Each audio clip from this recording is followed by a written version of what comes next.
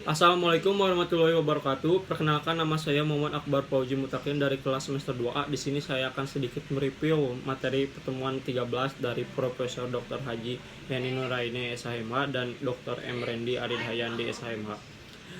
Sifat melawan hukum. Yang satu melawan hukum formel.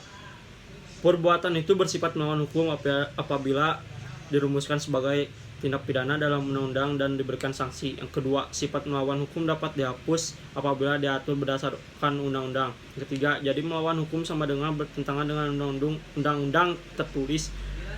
Adapun melawan hukum material.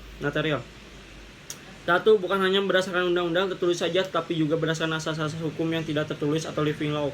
Yang kedua, sifat melawan hukum yang dapat dihapuskan berdasarkan undang-undang dan aturan atau hukum yang tidak tertulis.